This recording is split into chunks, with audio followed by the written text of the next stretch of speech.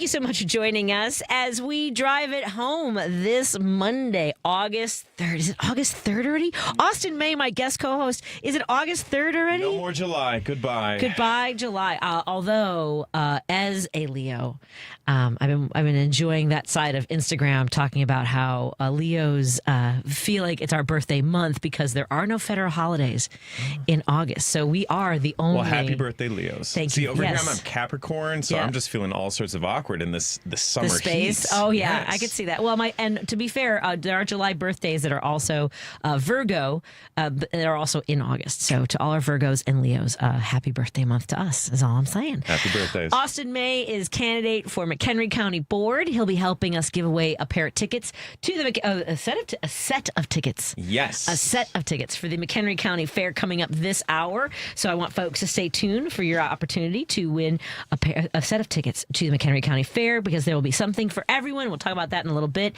But I do want to introduce a guest that Austin May has brought with us to the show. We have AJ, who is running for the House of Representatives state seat, District 64, the Root and Tootin' 64. Swing that microphone a little bit closer to you, sir.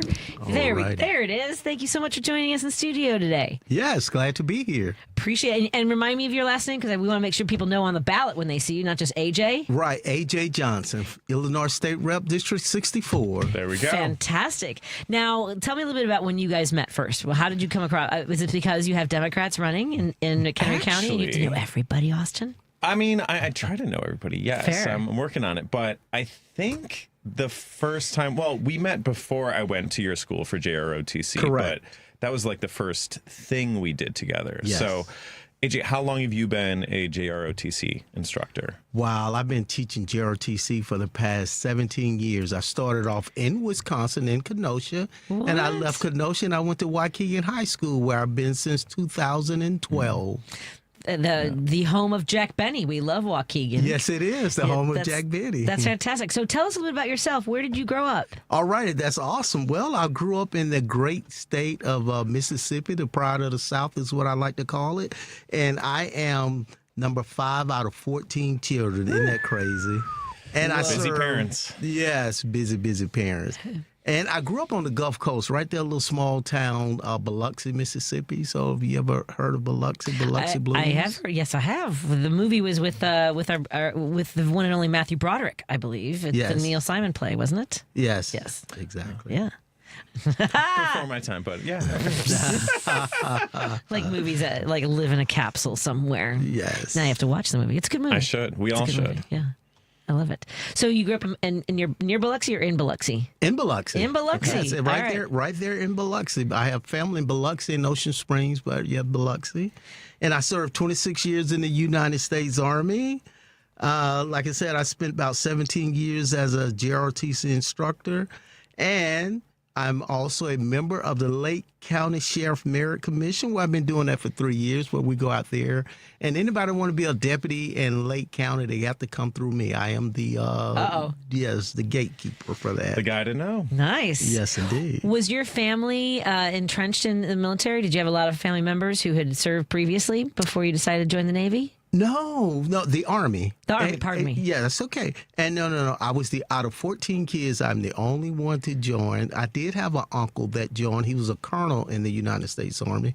Other than that, it was just me. And what inspired you? What was it? Was it something you'd wanted to do for a long time? Well, when you were a kid? Well, yes. Well, no. I knew I wanted to travel, and I wanted to leave Mississippi. And with 14 kids, there was no way I was going to do the traveling, and I wanted to go to college. And my dad said, son, I could ill afford to send you to college. You know, there's 14 of you. So I said, hey, don't worry about it, man. I'm joining the Army. Is that way I can get the best of both worlds? And that challenge is a common one for a lot of families, but the military, whether it's Army, Navy, what have you, like that does give a easy avenue out of whatever their living situation might be. Exactly. We call it the cheat code. Joining the military is a cheat code, and it's a better way of life. So after 26 years, I loved it. Wouldn't change a thing. Wow, that's remarkable. And I mean, both of you served in the military as well. Still am, yeah. 9 years so far. I got a long way to go to catch it to AJ. To 26 years. You get there. What, when thinking back during your training, like what surprised you? I mean, was it, because I've worked with some of the young men that were at the recruit depot for the Marines in San Diego, and there's kind of a breaking down of making sure that you'll follow orders and wanting to get you in a position to be battle ready. Yes. What surprised you as a young person? Do you remember like you being there and something that might have you didn't expect? Well, I didn't expect the drill sergeant was going to be so mean, but back then and there, that was a long time ago, back in 1983. So the drill sergeant, totally different than what it's like now, but they could get in your face and they could yell at you. They could talk about your mom and your daddy and everyone else. So that was a shock. All nice things about your parents, Yeah, I'm sure. Yeah, yeah, real they raised nice a fine young man. Yes. Yes, of course. So that surprised me. Yeah. But it was great. It was all good. They tore you down and built you back up. That's kind of the impression I got, even though it might be a little bit different now. Yes. I find that the people that I worked with at the recruit depot were open to even like conversation about how things have changed. Yes. And the language that we use. Right, because there was a drill instructor that was using the R word. And after a week, I just pulled him aside and I said, just so you know, you are training a young group of people. And if this is what they see as an example, they will follow that. Right. There is room for humanity in the military, isn't there? Yes, indeed, there is. Well, I won't. We don't have to get into any specifics about what's happening now. I want to learn more about your career. So what was your role in the military? Well, when I first joined the United States Army, I was a PSYOPer. Psychological Operations Specialist. And so that did... What? Yes, I guess they said we played mind games. I was going to say, am I being manipulated right now? No. What's happening in my... You're getting sleepy. And I also jumped out of airplanes. So I was stationed at Fort Bragg. It was great. The best feeling there was jumping out of those airplanes. So I did that for 8 years. And then I got slightly injured. I was slightly injured. They said, AJ, look, you cannot jump out of airplanes anymore, guys. So what are you going to do? I said, well, I know what I'm not going to do. I'm not going back to Mississippi. And so they said, well, we're going to reclassify you, meaning they're going to change my job. And I became a recruiter for the Army. So I recruited for the next 18 years in the United States Army. Wow. Yes. And did that take you to a lot of different parts of the country to sort of talk to groups of people and educators and kids? Yes, it did. It took me all over the East Coast. Yeah. Right. So I primarily recruited on the East Coast, anywhere from North Carolina all the way up to New Jersey, New York. So that was primarily where I recruited. And then I finished up right here in Illinois. Around 2010 or so? 2009. Exactly. Okay. Yes. You're good. You're fast. I pay attention to the year you said you started, 1983. Yes, you're fast. But I was close. I was like, was it 10 or 9? Yeah. Yes, November. November of 2009. Yes, that's hard to do, isn't it? To say that I've got to hang up my boots. Well, or put them away. I don't know what you do with your boots. Yeah, polish them, put them away, hang them up. Well, yes, and glad you said that, because right when I was retiring, I like, man, what am I going to do now? After spending 26 years in the Army, and I remember, they said, well, everybody, they wake up and go to bed and they wonder if they made a difference in their lives. Yeah. But they said, well, by being in the military, soldiers don't have that problem. Every day they wake up and go to bed and wake up, they realize they made a difference. Yeah. And I said, what am I going to do now? Yeah. Well, I could have that same impact. And someone said, hey, you ever thought about being a teacher? I said, no, not really. They said, well, better yet, what about an Army GROTC instructor? I said, oh, man, tell me more about it. And they told me, I said, this is absolutely great. So now I still have an impact and make a difference every day in some kids' life. That's great. And it's that impact that really is, public service in a million different forms. But you're teaching, you're bringing up the next generation. It's a fantastic thing. Yes, in Austin, he even had an opportunity. He came by my school, right, and he spoke to our cadets. Yeah, it was a guest lecturer for a day for the cadets. Oh, nice. Yeah, that was awesome. Very cool. And I'll do it again this fall. Yes. Oh, yeah. Yeah, it's I remember the ROTC in my high school, and they were all. It's funny because they were very serious kids, even at like 14, 15 years old, right? What were you like at 14, 15 years old? Not serious, not ready for. I did take the ASVAB when I was a senior, beginning of my senior year. I was going to join the reserves, and then my mother's from Mexico. I'm the youngest, and she goes, Patricia, please don't go. Don't go. Yeah, she took me out for lunch and started crying, and that was hey, as the youngest, and I'm still the closest to my mom. I when I was at the recruit depot, I remember a friend of mine telling me, if you'd really wanted to go, you would have gone. And so, my mom telling me, isn't always enough for everybody else. Yes. So at any rate, yeah, I was going to join the Army, actually. Yeah. All right. It's the best branch. Yes. I'm not going to get in any fights. Representative Kifowit, the opinions of our guests do not reflect those of the station. Representative Kifowit is a regular on the show, and so she's fantastic. She may or may not be listening. Okay. So with the work that you've done, you've served 26 years in the military. Yes. You've ended your career here in Illinois, in the Chicagoland area, and became an instructor for the JROTC. Yes. And you said you've been serving for 3 years on the law enforcement board. Yes. And so what inspired you to say, hey, it's time to run for office? Well, I tell you. Well, I'm still teaching JROTC. But what inspired me to run, 6 years ago, I ran for mayor of Lakeville. Okay. Yes, lost by 103 votes. Man, what? I tell you, that was brutally close. That was so close. But it was rough, inspired. Man. And I met some great people out there on the campaign trail. And even after that, 6 years later, and they came up to me, they said, AJ, are you going to run for mayor again? And I was like, for the last elect, I said, no, I'm through with that. I said, I don't want to do it. I said, you guys didn't elect me then. I said, no, I'm okay. They said, well, what about being state representative? I said, tell me more. I said, why should I do it? And so they explained, they said, you should go and run to be the state representative for District 64. They said, because of your leadership that you have and your willingness to work with people, because I'm known, I say I could bring the best out of anyone. Nice. And I don't mind crossing the party line, whatever it takes to get the job done. I don't worry about who gets the credit as long as the job is done. And that's one thing that I learned in the military, right? We don't care about who get credit as long as the mission is accomplished. That's the most important thing. And so they said, AJ, I think you'll be a great fit for it. I'm like, okay. And was there a primary? Were you primary or were you the only candidate running on the Democratic ticket? I was the only candidate on the Democratic ticket. There were others, but they all just saw that AJ was running. They're like, nope, we're out. I'm good. There were like a dozen other people. Well, there were rumors that some other folks was going to run, and I'm like, oh, man, I'm going to be primary. I said, this is crazy. But then they... Is that all hat, no cattle kind of a thing, is what they say? Yeah. So I guess they decided not to do it. You drove them out of the race. I think you're right about that. Yes. And the incumbent, then, we're running against a Republican in the 64th District of McHenry County. Yes. What communities does that encompass? Oh, that parts of Lake County and McHenry County is the western part of Lake County.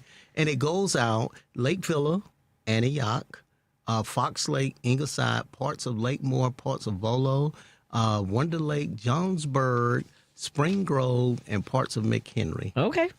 A lot of area. That's a lot of area. Yes, a lot of area. We are going to continue our conversation. We're in studio with AJ Johnson, who is running to be the Illinois representative for State District 64, as you just mentioned, parts of Lake County, McHenry County. Also joining us in studio is our guest co-host today, Austin May, who is running to be on the McHenry County Board. Glad to be here. Absolutely. We're going to continue our conversation in just a moment. We do need to talk about some of the stuff in the news, and I do have some things I want to thank some folks for when we come back. First, I need to thank our friends who are sponsors of the show. Thank you to Pride Coffee Roasters.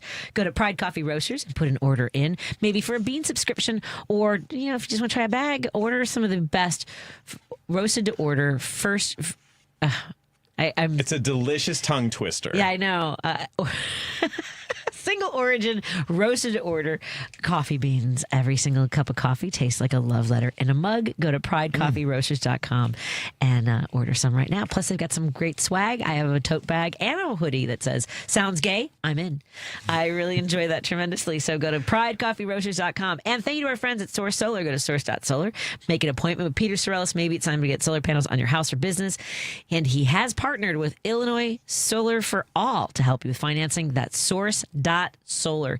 And thank you to our friends at Minocqua Brewing Company. Go to Minocqua Brewing Company Substack and put in an order for some Fascist Tears. I mean, I'm just saying that's my favorite beer right now is the Fascist Tears. They are a little salty, but very smooth. Super tasty. It's actually a West Coast IPA, so it's very good. It's not hazy and it's not bitter. I don't like IPAs. I do like this one. It's very good. And they've also got a Mount Rushmore of sponsors. Shandy. It's a very tasty shandy, so I highly recommend that. Let's take a break here and continue our conversation with our guests in studio, AJ Johnson and Austin May. More after this on WCPT 820 Heartland Signal, KKNW 1115 Seattle. Hello to all of our friends tuning in digitally, as well as our friends. Well, we have Facebook, we got YouTube, and we have Substack with Minocqua Brewing Company. And don't forget to check out all our podcasts available at heartlandsignal.com. Tom Hartman. Autocrats generally, particularly those autocrats who have narcissistic personality disorder and are sociopaths, as is, in my opinion, Trump, typically do not tolerate high-profile people around them. They want to be the star of the show, and that's certainly been the history of Donald Trump. The only people that he will tolerate around him are people who, when he says, kiss my ass, they fall to their knees. The Tom Hartman Radio Program, weekdays 11 a.m. to 2 p.m. on WCPT 820, where facts matter. This is a WCPT Veteran Minute. When Pearl Harbor was attacked, men of all races across the country volunteered to join the fight, despite the United States Army being heavily segregated. Black enlistees were mostly assigned to combat support roles. But this did not stop Lieutenant Colonel Paul L. Bates, who knew of the racism and pushed his soldiers to achieve excellence. The 761st Tank Battalion was formed in the spring of 1942. It contained 30 black officers, 6 white officers, and 676 enlisted men. The unit donned the nickname the Black Panthers, wearing patches on their uniforms with a panther on it and the slogan, "Come Out Fighting."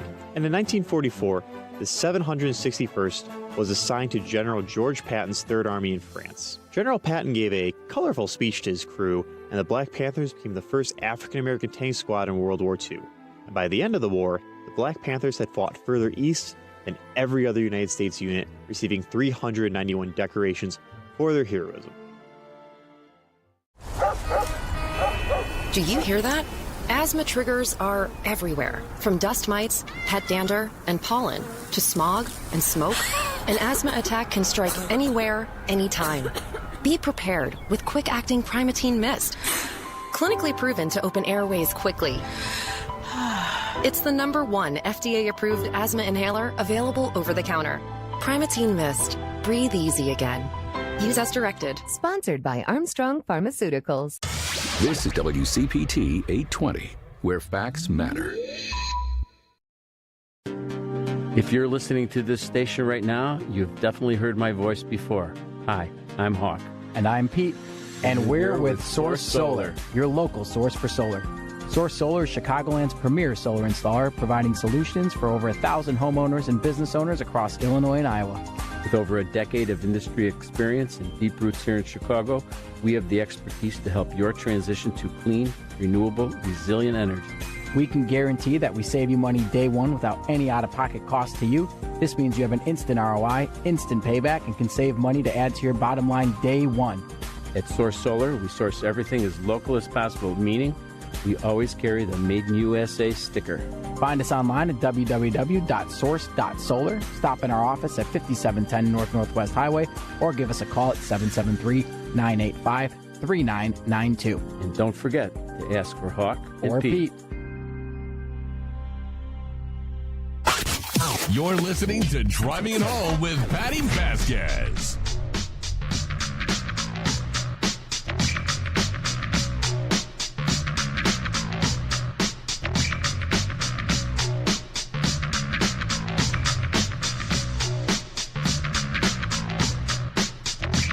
Thank you so much for joining us as we continue our conversation here at WCPT 820 Heartland Signal. So thrilled to have in studio with us our guest co-host, Austin May, who is running to be on the McHenry County Board, and the election is coming up on November 3rd. Early voting starts on September 24th. And where can people go to get more information about your campaign in addition to your appearances here? Yes. So, I'm all over social media, but that's social media. And, If you want, please go to abetterwaymc.com. My life story, my experience, my policy platforms, as well as, easy ways to contact me. My phone number, my email, all of that is freely accessible to folks. And as we were talking to A.J. Johnson about his race to be the next representative of the 64th District, and he had previously run to be mayor, is this your first campaign? This is my first, yes. So congratulations. Learning a lot about myself and about people and everything in between, and it's quite a roller coaster, but I wouldn't have it any other way. I loved running for office. I don't know how much you carried. So I ran for the 19th district seat. In the state of Illinois, more than 30% of our electeds start out as appointed because somebody decides that they're going to retire or take another position in the middle of their term, excluding the power of the vote and representation and voice of people that live in the district. And I just felt that was an opportunity, a moment to. I've lived here for 55 years. Okay. So I ran for office, and I loved running for office. Even with everything that happened, there were a lot of really nasty things that happened, including weaponizing the trauma of homicide survivors and rape survivors. And so when people tell me about their races, I'm like, I don't say anything. I just go, yeah, I know.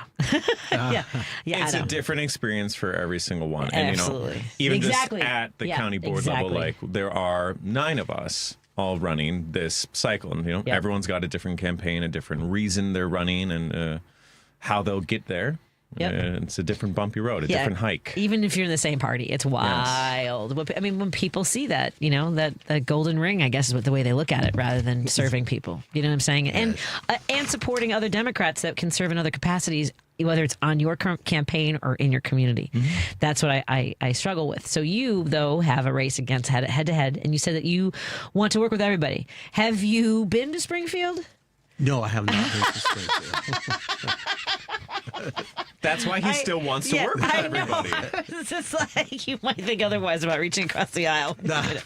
No, because there's a lot of showmanship in Springfield. Yes. It's very much like you see at the federal level. They have it's like wrestling. Like somebody's the heel and somebody's the face, and somebody comes out there and has to beat their chest about, keep that kayfabe. Yeah, and especially it's gotten worse under MAGA. So I applaud you for wanting to reach across the aisle. So what are some of the things that you are running on? What is your mission and vision? Because I know there's a lot of being in the military is having a plan. What is your plan for the constituents of your district? Right. I'm glad you asked that question. Well, being in the military, veterans are very important to me because as I go up and down Lake County, McHenry, I see so many homeless people. As I was coming up here after I left work, right there on the corner, there was a young man holding up a sign saying he was a veteran. And he said, I need money to help with my rent or something like that. Mm-hmm. So I gave him $5. But part of my initiative is to curb the homelessness for veterans because that is so crazy. It is. There's no way, you should never be able to say homelessness and veteran in the same sentence. So that's one thing I'm really strong on. And also just homeless in general because the cost of housing is crazy. I have a sister-in-law who's she paying $3,000 a month for rent. I have people that email me. Someone emailed me at least 2 or 3 times a month. They say, AJ, can you help me out? Do you know anywhere that I could go and find somewhere to live or something like that there? And when I see that, and I get more and more and more of that, especially now that we've been in this marathon for this campaign, and they like, well, AJ's running for state rep, so he definitely got some input or some pull, and so they're always asking, can I help them find somewhere to live?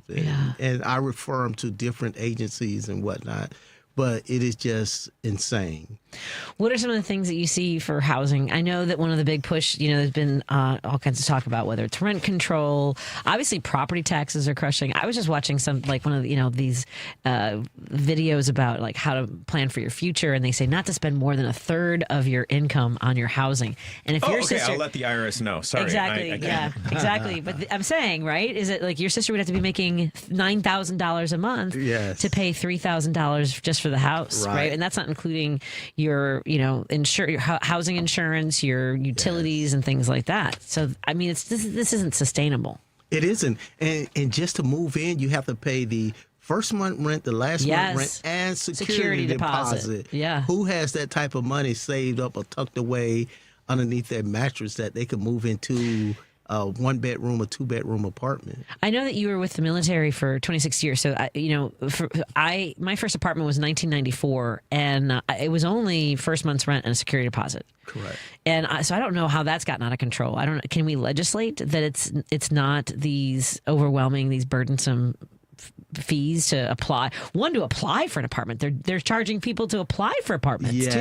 Yes, indeed. That's one not thing. Refundable. Like what a nice scam. Have you ever had to apply for housing, like for just to apply for renting an apartment or? Yeah. Yeah, we didn't have to do that in the 90s. Like an application fee. Yeah, that's the only system I ever knew where, every apartment company is going to say, show us your income, your... I guess they might have... how much is it, like $50? Or is it more? I think it depends. Yeah. I think maybe it was $25. And still, minimum wage in 1993 was still $3.35. Oh, the 90s. And we could make it.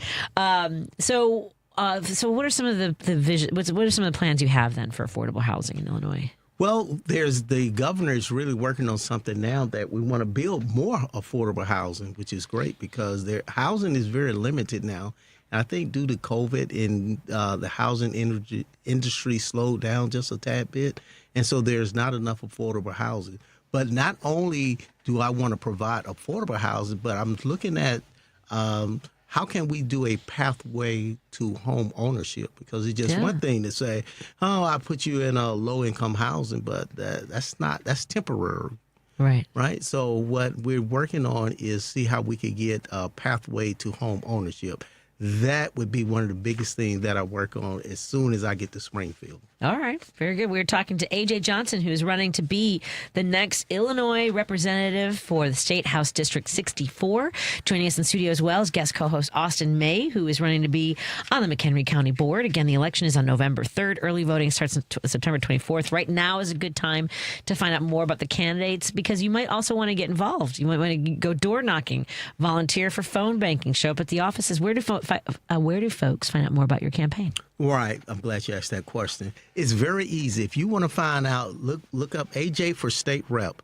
That is my website, www.ajforstaterep.com. Or we also on Facebook, AJ for State Rep. We're on TikTok, AJ for State Rep. And we're on Instagram. Wait, let me guess. AJ for State Rep? AJ for State Rep. How easy is that, right? So, just Google anything AJ for State Rep for whichever platform you're looking for. Outstanding. And again, it's for your website, Austin, remind folks. abetterwaymc.com. abetterwaymc.com. Yes. And I would like to also add, now is a really good time, in addition to learning your candidates, learning the issues, any referendums that might be happening.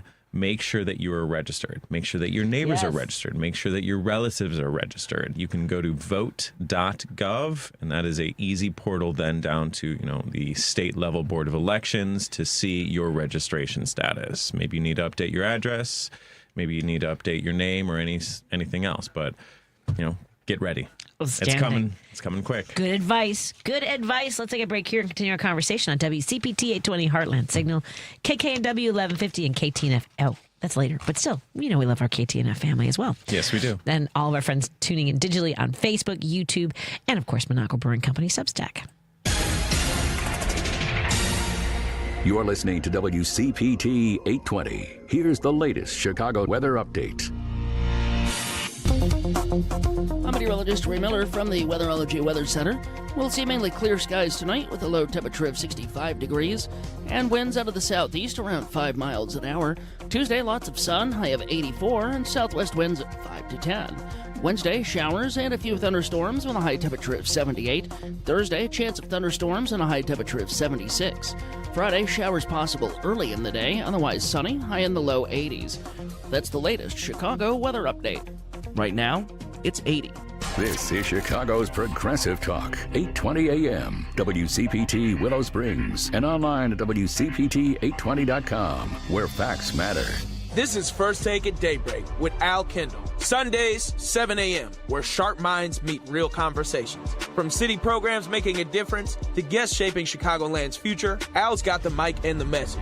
You'll hear from folks like Board President Tony Preckwinkle, city and county officials, and maybe even your alderman. He has a rotating cast of insiders who actually know what's going on. If you want the headlines and the backstory, start your morning here. First Take at Daybreak. Sundays, 7 a.m., unplugged and unfiltered.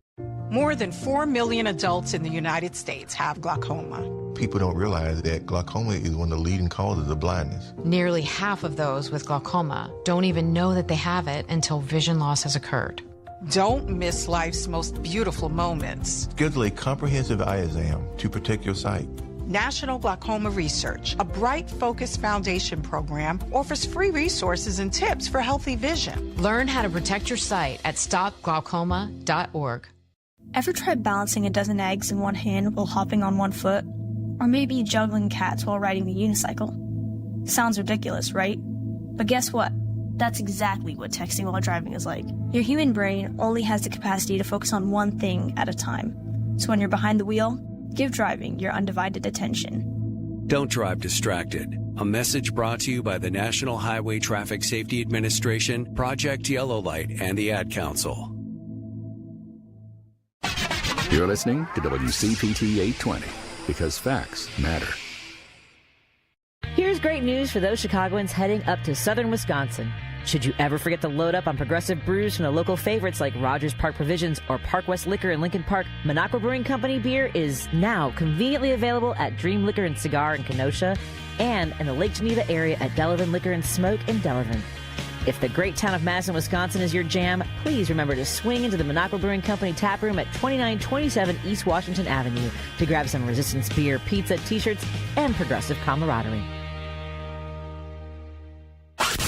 You're listening to Driving It Home with Patti Vasquez. Thank you so much for joining us and continue our drive home. And we've decided to add, really, we're going to turn this over to McHenry County because every one of my guests on the other side of the board today is from McHenry County. We have in studio. Represent. That's right. We've got Austin May, who's running for McHenry County Board.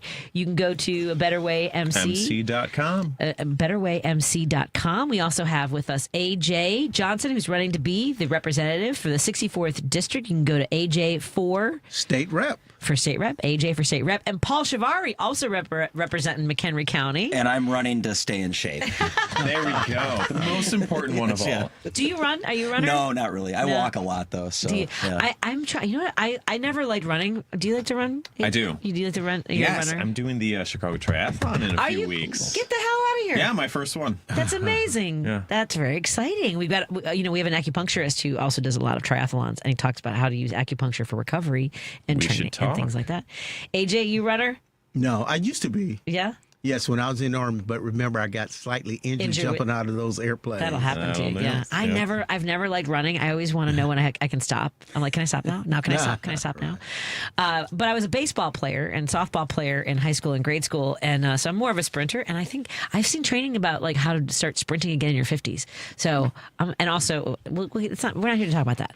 I wanted to bring Paul in to talk about. Are we in the middle of the baseball season? We are in the middle of it. And then they do baseball draft in the middle of the season? The draft was a couple months ago during the All-Star break. And then today, actually, as your show started, was the trade deadline was right at 5. Oh, for trades, not drafting. Okay, so today was any big trades happen? Any surprises? There were. The Cubs had a flurry of trades today, and then over the weekend as well, it kind of compiled. But yeah, I'm kind of catching up still to some of the ones that came through like towards the end of the deadline, like Nathaniel Lowe going to the Guardians, Kirby Yates going to the Pirates, Casey Mize going to the Padres. These were all within like the last like half hour that these came through. But yesterday, the Cubs getting Kevin Gausman from the Blue Jays, that was a big one.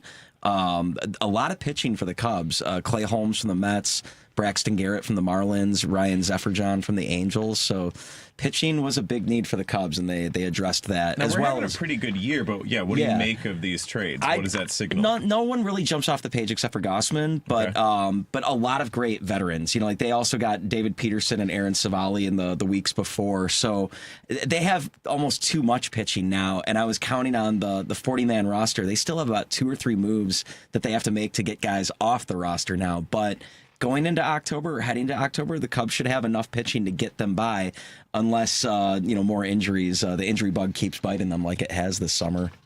It's got to be wild. I mean, of course, this has been going on for decades, the way they handle trades and drafts and things like that. But it's got to be, I mean, it's just going to be so weird to, you're warming up with one team and then, get on a plane, you're going somewhere else. Yeah. That is wild. Oh, yeah, especially because I think Gossman, is going to start against the Blue Jays, his former team, later in the week when the Cubs face them. And then the biggest trade is probably Tarek Skubal, who was with the Tigers.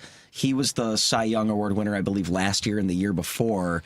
And it's rare that a Cy Young Award winner gets traded in the next season. But he went to the Dodgers as if they need any more talent on that team. He's supposed to make his debut tomorrow night at Wrigley Field against the Cubs. So a tough break for the Cubs that they are going to have to face such a good pitcher, but at the same time getting Gossman, I think, kind of balances things out for them. Okay. You mentioned some veteran players have been traded.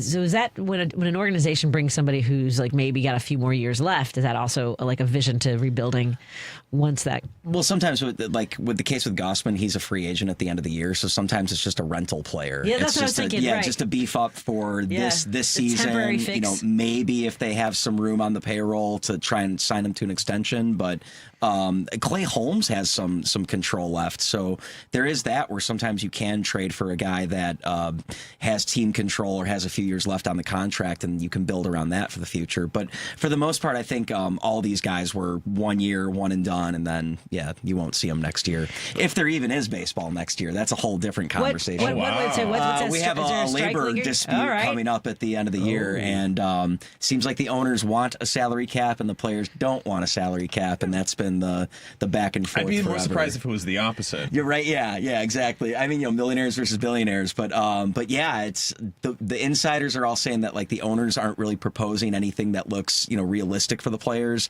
and the players aren't budging on the fact that there's no salary cap in the game. So stay tuned. This could be a very bad spring for spring training and 2027. Are there? We were talking about how the Cubs are doing this season.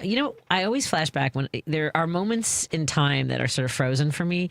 And the night that Javier Baez was called up and hit a home run in that first game was amazing. I just happened to be watching the game. I used to watch a lot more baseball until the rickets took over too much and I just couldn't take it anymore. Okay. And they give a lot of money to Trump. I think that everything is political, and I put my money where my values are too. If I get in for free, that's one thing. Like the last game I went to, it was free. I love hot dogs, so I'll have a hot dog. Those are not free. They're very expensive, but they're super tasty. Have we had any sort of because I'm not following it as much, have there been some cool players that have come up in the fashion, that have been come up from the AAA? Well, I mean, the Cubs, I don't think they have any prospects that are on the horizon that they were looking at, but the White Sox have had a few. Yeah. Obviously, they're all the kids on the south side that they're so there's that. But for the most part, it's the Cubs just trying to stay alive with the pitching injuries, as well as just everything else going on with them, trying to stay in the race and follow the Brewers. Yeah. Oh, I still. By the way, Dan Schaefer from the Recombobulation area still owes me some brats at a game. We had some bets going. It's so funny. Now I can't even remember. Oh, it was the Packers and the Bears, I think. Oh, okay. Yeah, the Bears actually had some success. Yeah. Was it the playoff game? Yeah, it was the playoff games.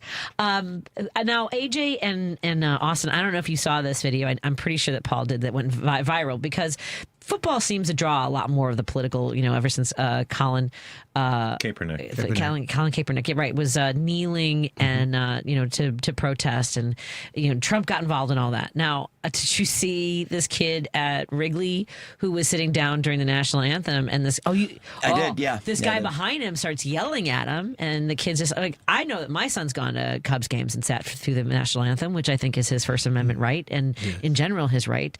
And who cares what somebody else does is none of your freaking fracking business. So this guy smacks him in the back of the head. No way. Yeah, he did. And I believe he was also a Vietnam vet as well. The man that smacked him. Yeah. Yeah. And so, I mean, look, I get the emotion. I remember when I was younger, in my 20s and slightly more conservative, and thought that burning the flag was a horrible thing. And then I learned better. But I mean, what did you think when you saw? Because I thought that guy should have. I know the kid didn't want to press charges, but he could have. I guess the kid bought him a beer afterwards. I guess he was of age. They talked it out, bought him a beer. it was upsetting to see it because clearly that guy missed the point of the song in his entire service if he's going to boss people around during the national anthem at a baseball game. But it was upsetting to see that. That's one of the things that gets me as serviceman, as a veteran. I just didn't know that people signed to serve the military to demand that we behave the way veterans think we should.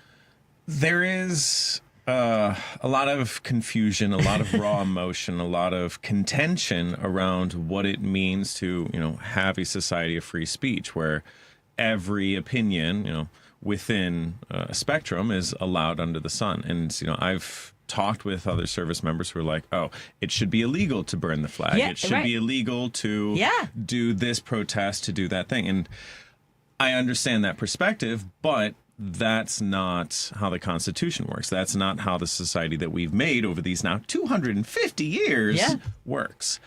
I serve the country to allow for people to disagree with me. Even the founding fathers, go back to the very early debates. There were very contentious debates, fistfights on the, in Congress over whatever the issue of the day is. If we can't disagree politely, then what the heck are we doing? This is one of my things that I love Amy Guth used to say, and I'm sure, I don't know who she got it from, but it was, we can disagree, but we don't need to be disagreeable, which I think is the point. And not that I don't get on my high horse, and ride roughshod, but it's usually I'm intolerant of intolerance. I'm intolerant of people who want to spread hate and control the way other people behave. Have you heard of the paradox of tolerance? What's the paradox of tolerance? Anyone? No. So, we're going to go back to 1930s Germany for this little quick history lesson. The most tolerant time ever. Yeah. The ruling political powers of 1930s Germany looked to Hitler and the Nazis as this manipulable, useful elements that they could control. But when you bring in a inherently intolerable part to the conversation, to the table, to whatever it is, that intolerance inevitably sort of cannibalizes the entire conversation. If you, being polite and nice and whatever, tolerate Nazis, tolerate genociders. Yes, that's fair. Yes. That corrupts the entire conversation. And so we have to be tolerant to, everything under the sun. And so, we're taught that in kindergarten. But the paradox of tolerance shows us in political science that it does not extend to everything because it will, again, muddy the water, poison the well, one bad apple, whatever idiom you want to use. You can't go all the way. Yeah, that's what I'm saying. I am tolerant and I have my limits. And that's people who are hateful, want to hurt other people, who are unkind. I'm not tolerant of that. So I'm not intolerant. I'm intolerant of intolerance. Yeah. Good stance. Yeah. That's just it's baked into me. I have an aggressive sense of justice. Almost. Like it's my, whenever, do you ever think about it? Like they always ask these like in like workshop things, like, the sort of, they send people in to have these conversations with you about your personality type. And like or else you'll be asked, what's your core value? And I think my core value is justice. I demand it. I just do. It makes me cry. Do you know what your core value would be? Like kindness, or what would you say, AJ?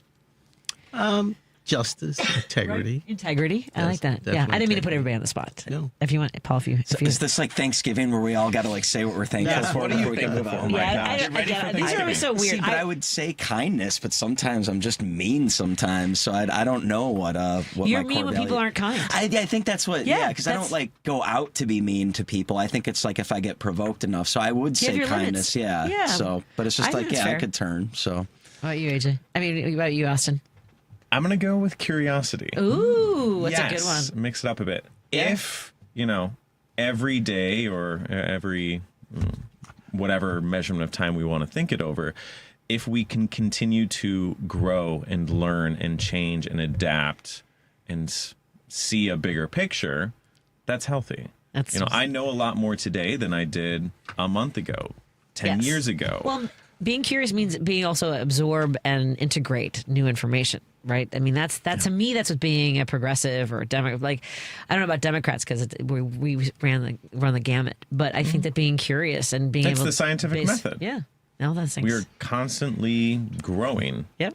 Well, we were curious about the baseball trade, so we appreciate that. We didn't get a chance to talk too much about the Women's Professional Baseball League. I didn't get to watch a lot of it. I didn't get to see it, but I'd heard they pulled like kind of a 180 on everyone by saying it was going to be free online, and then ESPN got their greedy fingers on it. So it was a little frustrating because I think they see the helpful. I mean, clearly the benefit and the value of it. Oh, absolutely. Yeah. I mean, there's that. I mean, it's a wider audience, but at the same time, it also kind of gatekeeps it from people that were looking forward to watching it for free. They might want to keep it free. I don't know if you saw the national anthem. No. Oh, it was horrible. Really? I don't know who they had singing it, but you got to look it up. Oh, it was like if they asked me to sing it. It was all off key. It was all screeching. I don't know who she was. I apologize if anyone knows her. And like maybe it was some sort of stylized. Maybe I was just hearing it wrong. Yes. But they also had. You're so forgiving. I don't know, but I'm sure the internet has already gone wild and turned into a whole firestorm. It may not. Maybe they didn't need to broadcast it's also that. Like nerves, and then there's the thing. Like if you ever get asked to sing the song, make sure you start at a lower key than you think you can sing, because once you get to that Rockets Red Glare part, that's where the winners and the losers are separated right there. Yeah, it was. Let me see if I can find who was singing it and why. But I came across why was she singing? Well, that's really the question, because they had so much giving so much honor and love for the women who had played. There's a 100-year-old woman who played in the 50s who was part of the inaugural game, and so it was very exciting. Motown, no, oh yeah, really? Oh, never mind. Oh no. Yeah. Some legend. 80, and you're gonna... Yes. It happens to all of us. No, it was Martha Reeves. Oh, wow. Okay. I didn't know that. She's a Motown legend. She delivered an off-key performance that has gotten a lot of... I mean, But she's 84, you said? She's 85 years old. Yeah, I think we can give her a pass. Yeah, she earned it. It was It was really... Like, people were trying hard on the field not to laugh. She says that there were issues with wind and a lack of audio monitors, explaining that she couldn't hear herself. While the performance was widely criticized, my deepest apologies to Motown legend Martha Reeves. I really thought it was. I did not see that coming. It's okay. I should have. You obviously are not the only one that's felt this way about the song. Now, of course, we haven't heard it, so we think it was a great performance. Yes, right? Course. Yeah, consensus on this side. I don't know if I can play this. Can I play something from this board? Listeners, you'd have to do it off of the side computer. Yeah. All right. Maybe I'll.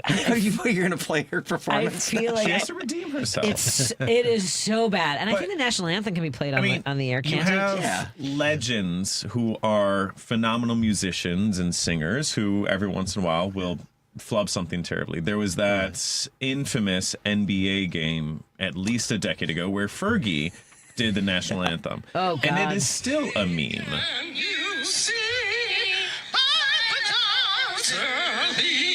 Is she like with a choir? She's got a couple of girls there too. Okay. Anyway. I get that what she was going for, but it's very polite. Yeah. It was almost operatic. Yeah. It seemed. Yeah. Anyway, I'm sorry. There's been worse performances. Yes, Fergie. Well, Roseanne. Yeah. Yes, I was thinking They're too Roseanne. young. I remember. Yeah. It was so, and then because it was going so badly, she thought it'd be funny to grab her crotch, and then everyone like crucified her for that. But she's a comedian, and she spit, and she's like, "Well, that's a baseball player." Anyway. And then she ended up becoming the most patriotic comedian ever. Let's call it that. That got canceled or It's so bad. Paul Chivari, one of the hosts of the Sports Cubicle here on Sunday evenings, 9 o'clock. Also, the co-host of Saturdays Think Theory Radio at 6 p.m. with Damian Purdue. Yeah. I was so close. You were there. I was trying to see that landing. I was Carrie Strook. You got it. Yeah. Yeah. All right. You got the gold for us. Yeah. See, I'll get to a different sports reference as we finish up. Everyone segment. should know that one. That was a beautiful moment. Everybody. Anyway, thank you so much, Paul Chivari. Thank you. Have a great evening and safe travels home. Are you heading home now? Yes, Did I am. make you late for your train? I'll probably close out some things, but then, about 5 minutes from now. Thank you for your time. Appreciate it. Let's take a break here and wrap up this hour with our friends AJ Johnson and Austin May in studio with me. We can open the phone lines too if we wanted to check in with our listeners and see what's on your mind today, because there is a lot in the news, including Gene Pirro apparently folding like an umbrella, according to Dementia Donnie. Yes, that's going to be an interesting one. More after this. I am often asked, why is it important to have a living trust? The most important reason is control, being able to control where your investment accounts, retirement accounts, and your home go upon your passing. This is Tony Moret. I've been an estate planning lawyer here in the Chicago area for over 35 years. You have probably heard my ads here on WCPT over the last several years, and it has been a privilege to be on their airwaves. The reality is, for most people, their assets will go through a court-supervised process in probate court, which can be expensive and takes many months. Having a living trust will make sure this does not happen. Control of your assets will be handled directly by your trusted family member or friend. I will explain every step of the process to make sure you are comfortable with the plan as we move forward. Please call me at 847-996-0496 to start. There is no fee for the initial consultation and no obligation. Again, my phone is 847-996-0496. I look forward to speaking with you. If you're drowning in debt, you need to call Team Hochberg, your trusted local lender, about a fresh start debt consolidation refinance. Today, meet Jordan, 47, project manager, married to Jackie, 43, executive assistant, combined income 260 G's a year, living in a $600,000 home with their 3 kids, called to pay off $120,000 worth of credit card debt, high interest rate consumer loans, and 2 401k loans. Team Hochberg loan officer Cindy Piazza helped Jordan and Jackie pay off their debt, eliminated their stress with the Team Hochberg Fresh Start Debt Consolidation Refinance, which saved them over $12,000 a year. Team Hochberg's helped thousands of radio listeners, but we can't help if you don't call 855-563-2843 or visit 56david.com. That number again is 855-563-2843 or visit that website you know and love, 56david.com. Atlantic Coast Mortgage, Equal Housing Lender, NMLS 643114. Alexa, play WCPT. WCPT from TuneIn. Listening to Driving It Home with Patti Vasquez. Thank you so much for joining us. We continue our conversation here on WCPT 820 Heartland Signal and KKNW 1150. This is kind of funny. Today, I heard, I think I was listening to Edwin's show on Saturday, and I heard a listener beat out another listener who generally is the first listener to call in. So this is kind of exciting. Ooh. But first, let me reintroduce my guest co-host, Austin May, who's running for McHenry County Board District 5. Howdy. He will be on your ballot in McHenry County. In certain, what areas does that cover? So District 5 is the sort of central eastern part of McHenry County. Most of the city of McHenry down along Route 31 and the Lake County border to North Cary, 37,000 people. Excellent. And you have a trivia question for folks to win a set of tickets I do. to the McHenry County Fair. Let me read this first. The 2026 McHenry County Fair returns to Woodstock from August 4th to August 9th. You can even see me. I'm Patti, by the way. On Friday, August 7th, as we're bringing Driving It Home to the McHenry County Fair. Something for everyone. Games, rides, music, and all the great food. Don't take my word for it. Come see it, as WCPT is giving away a 3-pack, a single-day free admission passes to the 2026 McHenry County Fair. What is our trivia question for 773-763-9278? First person to get it right wins the passes. All right, folks. In what year did McHenry County and Lake County split? They were originally one county. What year did they split? 773-763-9278. That's 773-763-9278. You do have to call in order to win. Contest running on WCPT 20 are open to listeners 18 or older and residents of the greater Chicagoland, Northwest Indiana area. And 1 entry per person, 1 winner per household. Fully prohibited by law. Listeners may only win or qualify to win once every 30 days. Complete rules are available on our website at WCPT820.com by clicking the contest tab. It's amazing that they didn't fast forward that. That was your natural voice. Isn't that crazy? That's actually how fast I talk. I slow down for the radio. AJ Johnson is running to be the representative for the 64th District. We're going to continue our conversation with both of my guests in a moment because I've come up against the wall for our news break. Again, the number is 773-763-9278. I will take all of our callers who are on hold because we are going to come right back with my guests who are in studio. Because I know that one of our listeners has, I believe, a question for our guests in studio. Great. Or maybe it's for Paul. We can always get Paul back here, by the way. And again, if you want to join our conversation, you can also call 773-763-9278.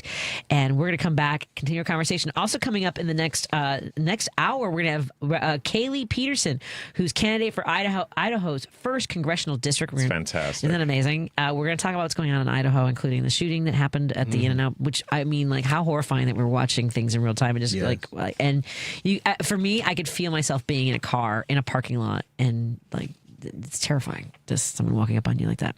We're also going to talk to our friend Adam Hamilton, who's U.S. Senate candidate in Kansas, who is a United Methodist pastor. And we're going to talk about his campaign and some of the federal programs that have been impacted by D.C. Let's take a break and continue our conversation right here on CPT, KKMW, and everyone tuning in digitally. Thank you. Behind every meal are the efforts of our farmers and farm workers, whose work feeds our families and powers our communities. For more than 30 years, AgSafe has supported this industry with the knowledge and resources needed to keep workers safe and thriving. We partner with agricultural employers to strengthen safety practices and provide hands-on training. Safety isn't paperwork. It's people, community, and peace of mind. Learn more about our work at agsafe.org. Sponsored by agsafe.org. Sponsored by Progressive Insurance. Protect your family, your phone, and your furry friends with life, electronic device, and pet insurance. Bundle at progressive.com. AP News, I'm Mike Hempen. President Trump remains furious that his hand-picked top Washington prosecutor defied him in the probe of reflecting pool damage. President Trump is upping his criticism of the woman he chose to be the nation's capital's top federal prosecutor. The president says he's really disappointed Jeanine Pirro moved to drop charges against a former Olympian accused of vandalizing the Lincoln Memorial reflecting pool. She folded like an umbrella. And accuses Pirro of choking. He's maintained David Hearn and others vandalized the pool, but Pirro assessed the damage was due to shoddy construction. It was a rare case in his second term of a top Trump aide or appointee openly defying him. Pirro has stayed quiet since.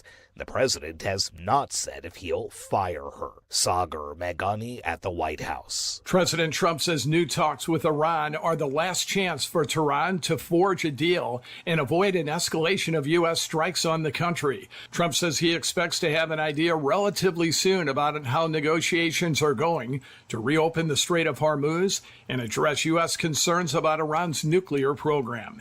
Acting Attorney General Todd Blanche has rescinded President Trump's $1.8 billion anti-weaponization fund meant for his political allies. However, a tax audit immunity plan for Trump, his sons, and the Trump Organization remains in place. Maryland lawmakers have opened a special session to consider a first step in a partisan redistricting initiative that could help Democrats pick up additional U.S. House seats by 2028. U.S. stocks rallied on the edge of their all-time high after easing oil prices helped calm Wall Street worries that inflation could worsen. This is AP News. A cyclospora outbreak has turned deadly. Michigan reports the first 2 deaths in the U.S. related to a diarrhea-causing parasite. The Michigan Department of Health and Human Services says both had underlying health conditions. Infectious disease specialist Dr. Joel Kemmeyer at Wayne State University said obviously it's a tragedy and it's sad for the families that are affected. We should also note that there have been over 11,000 cases in this outbreak, and we have only had 2 deaths in patients that are clearly medically fragile. Cyclospora can cause frequent and sometimes explosive bowel movements. Kemmeyer says anyone going into urgent care, and this is their only issue, it's relatively easy to treat. Federal health officials identified lettuce from Mexico served at Taco Bells in 9 states as a source of the outbreak. I'm Ed Donahue. More news at apnews.com. I'm Mike Hempen, AP News. This is 820 AM, WCPT Willow Springs, and streaming worldwide at WCPT820.com. We are Chicago's progressive talk, where facts matter. Now, your WCPT 820 weather update. I'm meteorologist Ray Miller from the Weatherology Weather Center. We'll see mainly clear skies tonight with a low temperature of 65 degrees and winds out of the southeast around 5 miles an hour. Tuesday, lots of sun, high of 84, and southwest winds 5 to 10. Wednesday, showers and a few thunderstorms with a high temperature of 78. Thursday, chance of thunderstorms and a high temperature of 76. Friday, showers possible early in the day, otherwise sunny, high in the low 80s.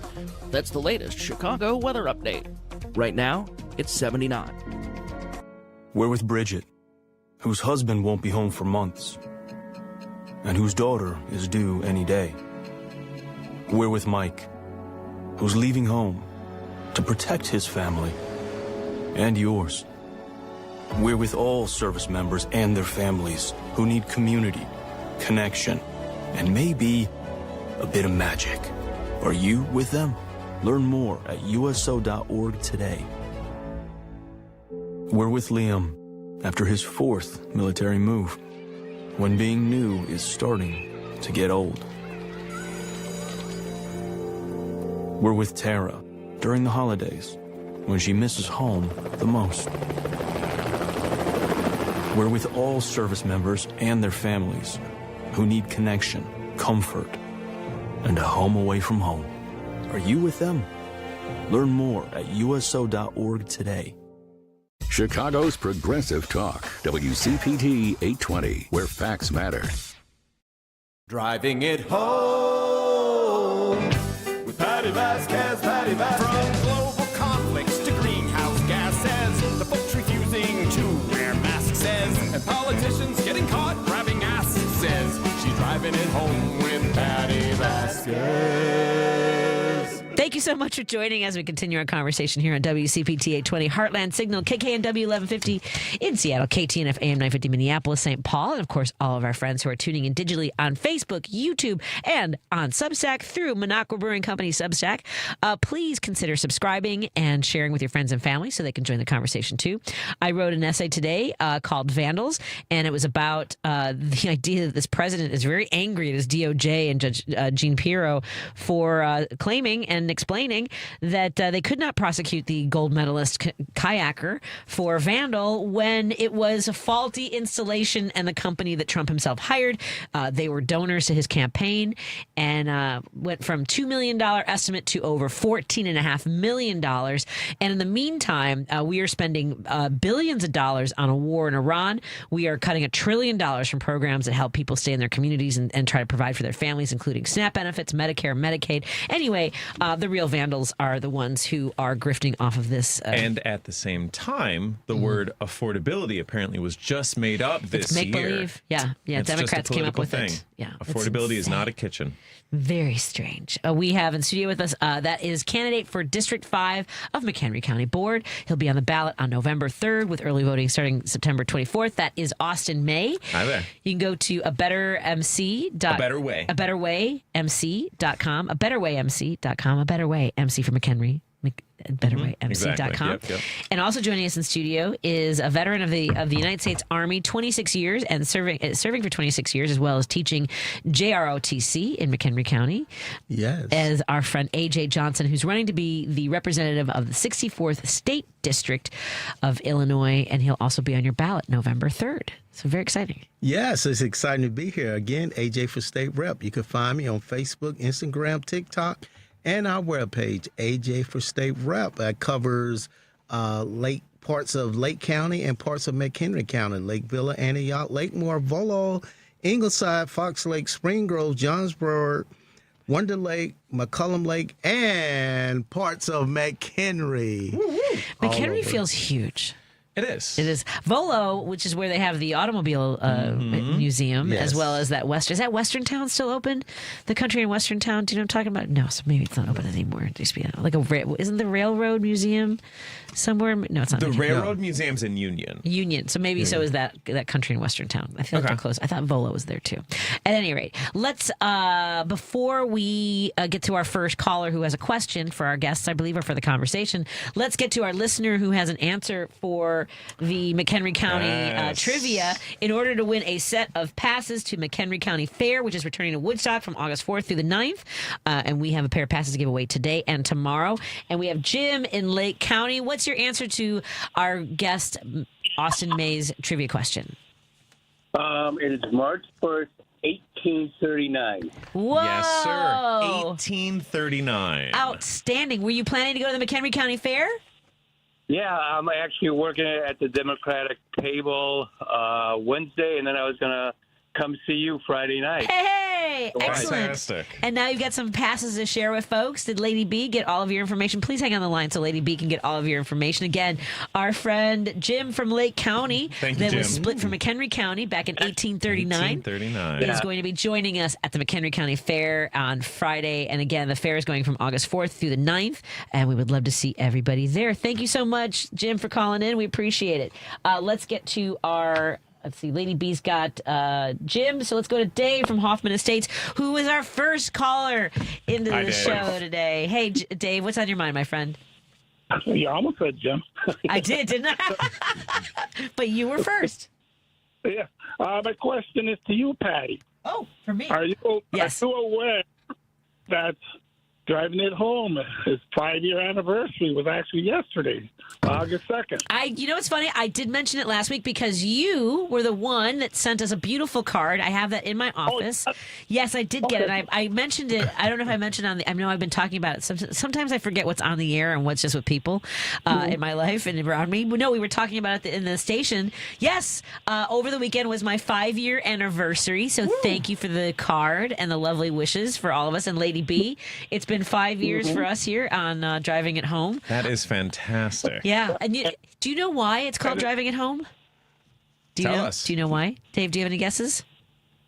Because you're on during the drive time. Because they wouldn't let me call it the Patti Vasquez show. That's true. Go ahead. What was that?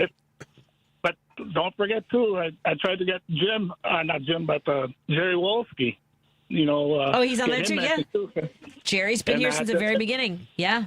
Yeah, and I don't know, maybe Paul too. You know, Paul Chivari. He's done like kind of missed everything over with the station. You know, he's done it all. You know, and he's a good man. Absolutely, I would say everybody. Yeah, thank you to Mark Pinsky, who, by the way, retired today from WCPT. So Mark Pinsky, who brought me in and wouldn't let me call it the Patti Vasquez show, but I'm also grateful for the show. I started out at 1 hour Monday through Friday from 5 to 6 p.m. Back in 2021, and Dave has been very supportive the entire time. As a lot of our listeners, we also have behind the scenes Matt Cummings, who's our incredible operations manager, and has been incredibly supportive when I wasn't quite sure what I was doing. Of course, Renee in HR. We've got Antonio and George, Andy Miles, who's our executive producer here, Mike Mercado. We've got Nikos, who is our incredible our audience engagement and retention. We've got our incredible newsroom, including Austin and Richard Eberwine. And thank you to everybody. I'm going to miss somebody. I know I did it. Lady B, did I miss anybody? I'm sure I did. Paul Chivari, you mentioned. And then, of course, we've got Dylan and Henry and Devin. Oh, my God. How do I forget Devin? It's a lot of people. It takes a village. It takes, all of these folks make all of our shows possible, and I couldn't do this without my teammates, Richard Chu and Jonas Bazito. So thank you so much. And our weekend host, Scott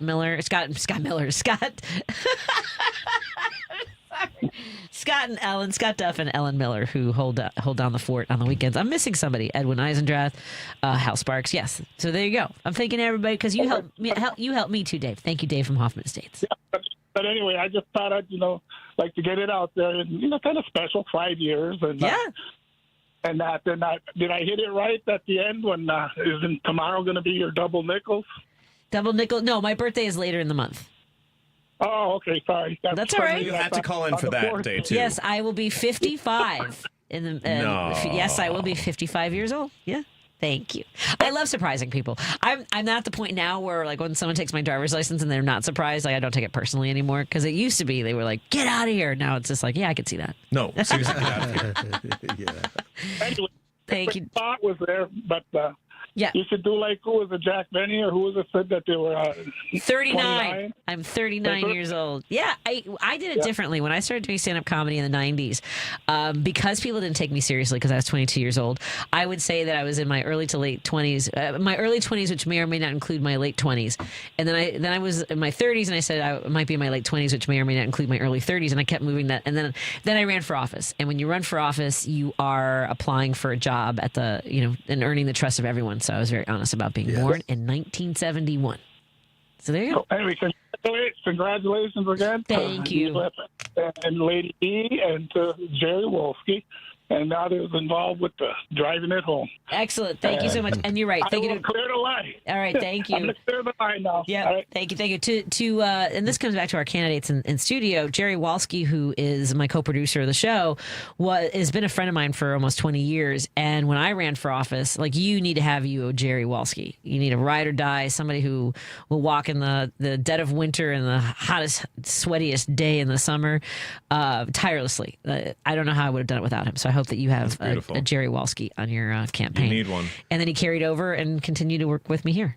Well, Jerry Wolski, you can always come and work for AJ for State Rep campaign. Very good. Well played. That's the grind. AJ. Let's get to Jim in Chicago. Hey, Jim, what's on your mind, my friend? Hi, Patty. When was the last time you and your guest dove into a salad? Had the capers of dail it into a salad, eating it all the way down. Oh, with the lettuce? Yeah. Two people died in Michigan. Did they the reason really? I called, I didn't know anyone's died from this. Yes. Oh, yeah, they always say the same thing, Patty. Underlying conditions. Like, we know our underlying conditions. Life is an underlying condition. Yeah, right. Nobody knows that. What a silly thing to say. You're underlying. Yeah. We all got underlying conditions. But I called today about income inequality. You've got 30 million adults living at home. They can't afford rent. They can't afford their car payments, et cetera, et cetera. It is the worst time I've ever seen in my life. I grew up in the 60s. I never even heard that term. We didn't even consider that. I never considered that as growing up. But that's what we're in. That's what the Republicans have put us in, this horrible state. And then think of this. Kushner, they talk about greedy people. Kushner's brother tried to get in on the FIFA deal. It was roundly rejected, but he only wanted to make $40 million, fill in the zeros, whatever he wanted to make. It was just an easy buck, like his brother did. And then you got the reflecting pool. Doug Bergman, the Interior Secretary from the sticks out there somewhere in Montana, he said that Pirro is wrong, that there are actually vandals in the pool. In the meantime, Bergman is running a gold expedition out of Venezuela. He's looking for gold in Venezuela. Now, these are the people we're surrounded with. And income inequality is going berserk. And we have these greedy savages. It's trying to, buy Albania. I'm sorry. I'm going back. I just have to go back for a second because you struck a chord with me as far as like these greedy bastards. In addition to the story about the explosive diarrhea outbreak. Sorry, everybody, but I just learned today that Taylor Farms is involved in using forced labor for their produce, using prison inmates, and which may include some of the detainees that are here are being detained as immigrants.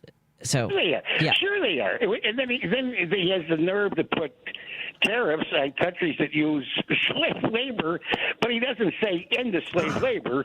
We'll just charge you 50% more and use the slave labor anyway. Well, there was a very specific carve out to the 14th Amendment of, mostly outlawing slavery, except for in response to a imprisoned person as part of the justice system. But going back to the beginning, so this was news to us, but 2 people in Michigan did die from cyclosporiasis. They did have underlying conditions, and they think that they got it from a Taco Bell. Yeah, but I mean, there'll be more. The point is, here's the point. The point is, remember the pandemic?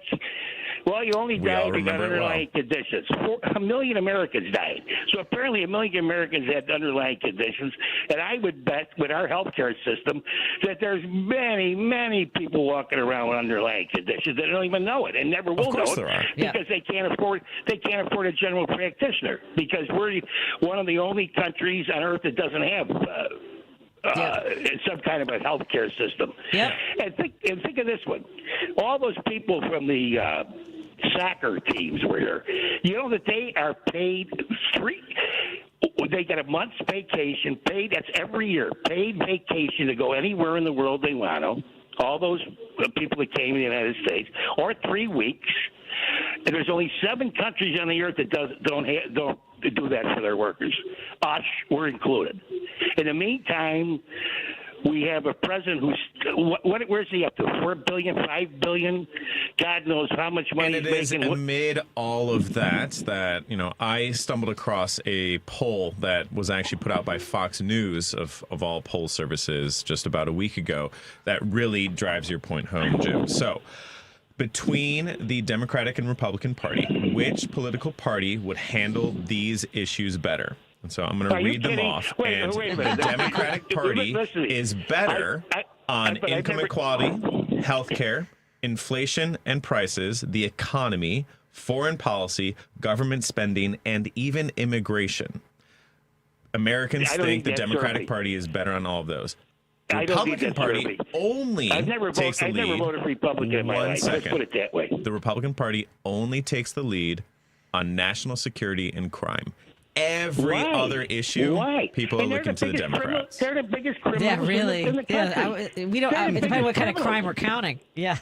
Yeah, I mean, they're the biggest criminals. They're the biggest criminals, and they're on crime. And give me a break. In immigration, let's face it, people are going to go for food, shelter, and clothing, just like we would, the 3 of us on the radio. And that's why Americans are looking to the Democratic Party for solutions on these, Jim. They're not looking to the Republicans anymore. I hope to God we get there in November 3rd. Anyway, thanks. Thank you, Jim. Have a great night. I appreciate it. Let's take a break here. When we come back, we're going to talk to Kaylee Peterson, candidate for Idaho's 1st Congressional District. We're going to talk about her campaign and how people can help the overworked, the stressed out, the physically just demanding work that the firefighters are doing battling the forest fires. More after this with our guests in studio, guest co-host Austin May, who's running for the District 5 McHenry County Board, and our friend AJ Johnson, who's running for the House Representatives for the state of Illinois, District 64. More in a moment on WCPT, KKNW, KTNF, and all of our digital platforms as well. How serious is youth vaping?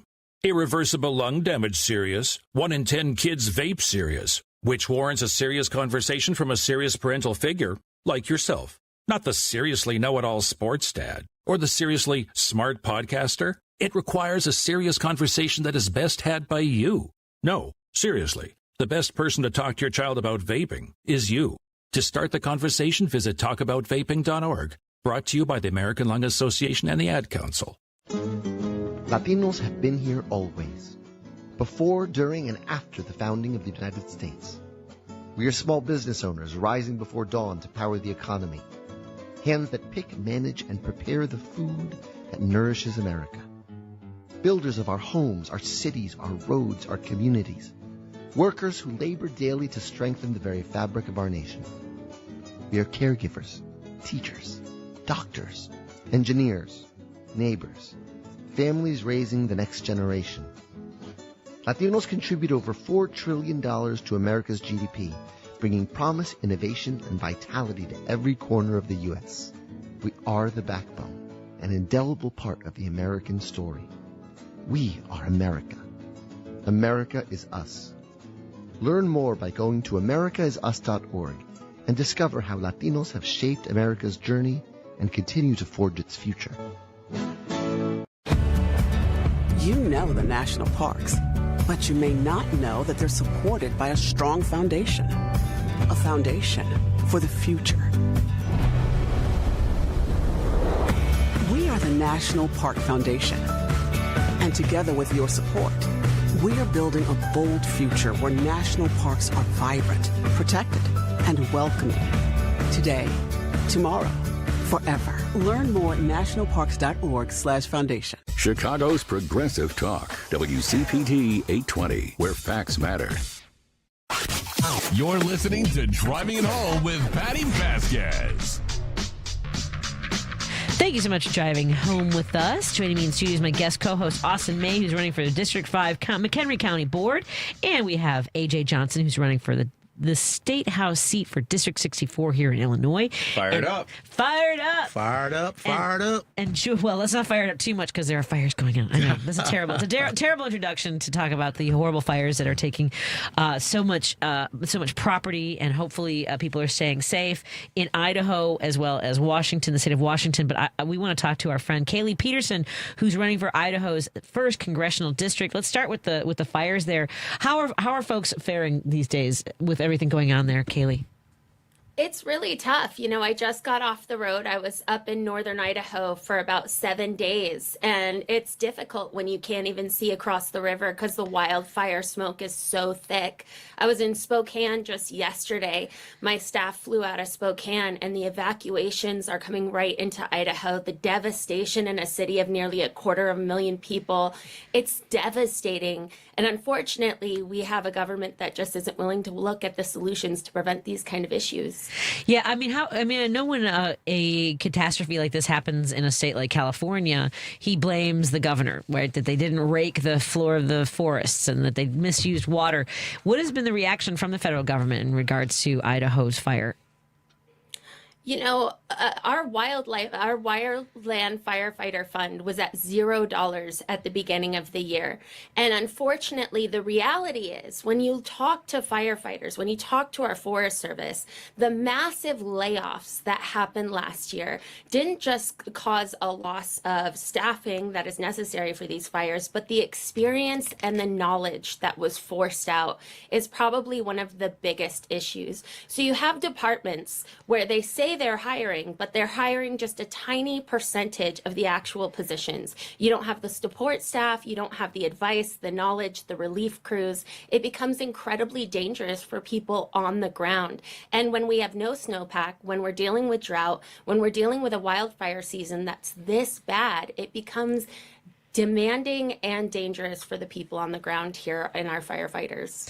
And there's also this disregard for what's really happening with the climate as well.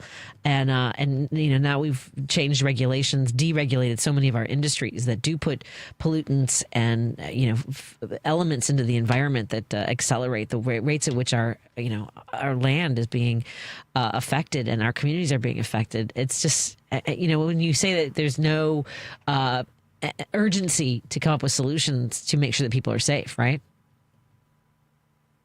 No, the idea that we privatize a lot of these issues is what we're seeing from this administration and Idaho's federal representation.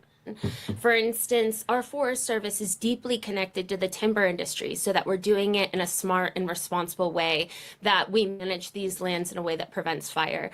But they're weeding out the Forest Service more and more in order to try and privatize. Even some of our fire crews, they're bringing in private fire crews. So there are people that are profiting off of these devastating fire seasons instead of trusting the federal employees. And these are members of Idaho. These are members of Washington. These are members of our community that choose to serve, that choose to be away from home for 2 weeks at a time, 6 months at a time, right on the ground. And so, we need a federal administration. We need federal representation that knows how to look at these issues comprehensively and care about the people who know this issue better than anybody else. So I'm wondering, by the way, I forgot to hit that little button that says my entire team is going to be mad at me for not hitting the record button, but I can't. I have too many screens in front of me. Austin will. You need an intern. I know. Austin will tell you that I've got too many things. I don't know where we're supposed to record it, but we're going to do that. So you'll have the little notice that says this screen is being recorded. Kaylee, what are folks saying about the tragic shooting at the In-N-Out Burger? I know that immediately, of course, there's a rush to judgment and things like that. But how are folks reacting to that really horrifying video and these tragic deaths? Idaho is a state that growing up, we appreciate our Second Amendment rights, but there's a responsibility that comes along with that I think that we're forgetting. And right now it becomes so political. You have members of our congressional delegation talking about this like a mental health issue while they continue to defund rural health care and mental health care resources. So as more and more of these issues happen, we have to say, when do we step in and start actually protecting communities? Idaho Falls, Twin Falls, Eastern Idaho, this is an idyllic small town feel despite the population there.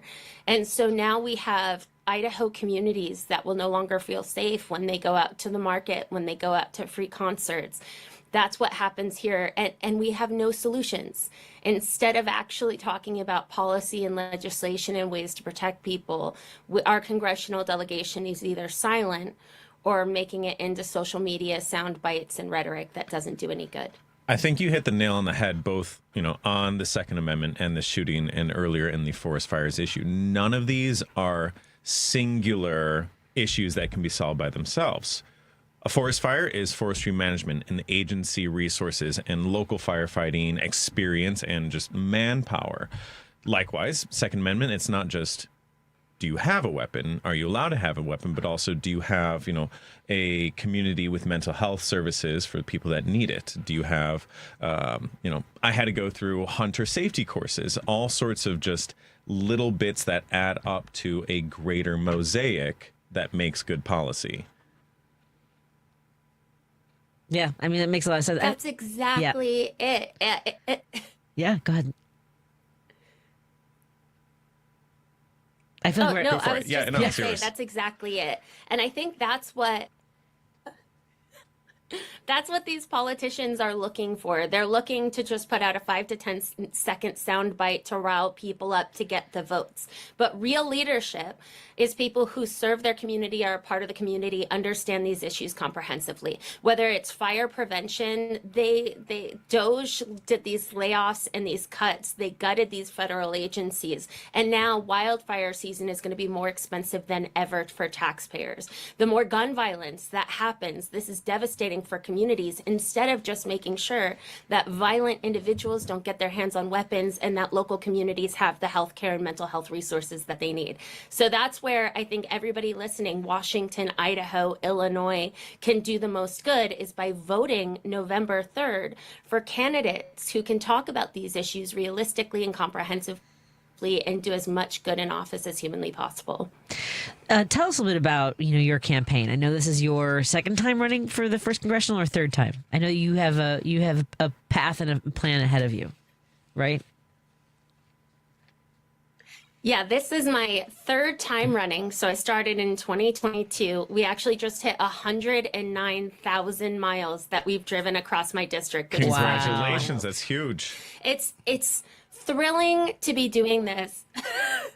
Thank you. Yeah. Luckily, I drive a hybrid, so I get great gas mileage. Nice. It doesn't cost too much. But the campaign this year is entirely different because we've done the groundwork in a district that has been completely ignored by national politics, by the DNC, by congressional delegates. We've put in the work to build the foundation. So now in this election, when there's reproductive rights on the ballot, when we have wildfire season, when we have so many trade and economic issues, we are ready to seize the opportunity. I am 37,000 votes away from flipping a non-competitive district. So we need all eyes on Idaho's first and on this midterm election to get it done. Absolutely. And I think you have experienced sort of the shift, the shift in tone from voters who were absolutely never going to listen to a Democrat. I have to guess that their people are open to conversations these days, aren't they? Oh, absolutely. I just got done in Lewiston, Idaho, which is one of my super conservative, super red towns. And I went to a bar that is very well known for being a very, very Trump-friendly bar to host one of my events. And I stayed there for an hour and a half. I answered every question. And every single person at that event, minus one, donated to the campaign, and we earned their vote because we want to fix the economy. We want to fix immigration. We want to fix all of these problems that rural communities deal with day in and day out. So it's just overcoming the social media sound bites. It's actually talking about solutions and showing up in a way that politicians haven't in a really long time. Well, Kaylee, you know we always love talking to you, and we want to support you any way we can. Folks can go to KayleeForCongress.com. That's KayleeForCongress.com. KAYLEE for Congress.com. And when you donate to her, you get a very cool thank you postcard with a very fun and friendly message. Always good to get those cards. Kaylee, is there anything you want to make sure you wanted to talk about? I don't want to leave you hanging if there's something that you want to make sure you got out there. You know, I work really closely with the National Federation of Federal Employees, which is our Forest Service, and a lot of our federal employee unions. There is a lot of disaster and a lot of devastation happening right now. So if people want to make a difference, they can go to goiam.org and make a donation to the Disaster Relief Fund, not only to support families in Spokane, but to support firefighters that are injured on the ground. And I think that's where we can do the greatest good right now. Outstanding. And again, thank you for running for office and making sure that people feel like they are heard. I know it's a big part of the job of running for races when you know that it's an uphill battle. So thank you so much for everything that you do and for joining us and enlightening us with your perspective and your passion. Thank you so much, Kaylee. Thank you. Thank you. Thank you, Patty. Good to meet you. Have a good one. Bye-bye. Talk to you soon. Be safe. Let's take a break here. We'll continue our conversation on WCPT, KKNW, KTNF. In studio with me, our guest co-host, Austin May, running for District 5, McHenry County Board, and A.J. Johnson, running to be the representative for Illinois State District 64. We'll be right back after this. Woo. You're listening to WCPT 820. Here's the latest Chicago weather update. I'm meteorologist Ray Miller from the Weatherology Weather Center.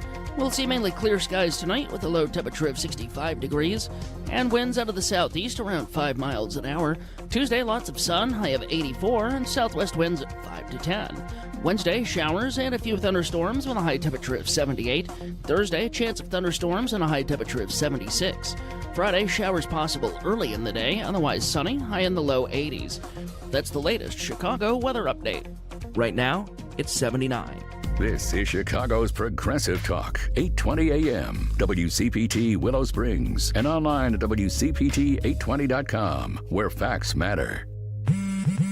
Straight Talk Wireless presents Pickup Truck Wisdom. Trust is earned. That's why I've stuck with Straight Talk. Same price since 2009 on Verizon's 5G network. Cause shoot, anyone can make a promise. Keeping it for years, that means something. Now plans starting at $25 a month with 4 lines. Find us at straighttalk.com and Walmart. Straight Talk Wireless. Straightforward. Always. Same price claim applies only to the base monthly price of our $45 plan from October 2009 to present. Real talent is defined by what people can do, not where they learn to do it. So by stopping at the education section of a resume, you might throw away the perfect hire. Skills First Hiring helps you see talent others miss, like more than 70 million stars, skilled through alternative routes. Let their story unfold and gain a competitive advantage, because hiring managers who start with skills are 60% more likely to find a successful hire. Hire skills first. Learn why at tearthepaperceiling.org. Brought to you by Opportunity at Work and the Ad Council. Because facts matter. You're listening to WCPT 820. If you're listening to this station right now, you've definitely heard my voice before. Hi, I'm Hawk. And I'm Pete. And we're with Source Solar, your local source for solar. Source Solar is Chicagoland's premier solar installer, providing solutions for over 1,000 homeowners and business owners across Illinois and Iowa. With over a decade of industry experience and deep roots here in Chicago, we have the expertise to help your transition to clean, renewable, resilient energy. We can guarantee that we save you money day one without any out-of-pocket cost to you. This means you have an instant ROI, instant payback, and can save money to add to your bottom line day one. At Source Solar, we source everything as local as possible, meaning we always carry the Made in USA sticker. Find us online at www.source.solar. Stop in our office at 5710 North Northwest Highway or give us a call at 773-985-3992. And don't forget to ask for Hawk or Pete. You're listening to Driving It Home with Patti Vasquez. Thank you so much for joining us as we continue our drive home here on WCPT 820 Heartland Signal and KKNW 1150 and KTNF AM 950. That's Minneapolis, St. Paul, as well as our friends in Seattle and everyone tuning in digitally on Facebook, YouTube, and now Minocqua Brewing Company Substack. Joining me in studio, guest co-host Austin May, who's running for the 5th District McHenry County Board. Yeah, and here we go. Yep, he'll be on the ballot on November 3rd. Of course, early voting in Illinois starts on September 24th. And on that ballot, if you're in McHenry County and are in the areas covered by the Illinois District 64 for the House seat, you'll see the name A.J. Johnson, Master Sergeant, 26 years with the U.S. Army. And joining us on the line now as a candidate, I know we have friends who tune in Kansas. We have U.S. Senate candidate in Kansas. He's a United States Methodist pastor. I don't know why I put states in there, but he's a United Methodist pastor, Pastor Adam Hamilton. How you doing, my friend? I am doing great, Patty. I'm so happy to be on the program with you today. Thank you. Thrilled to have you. Now, did you grow up in Kansas?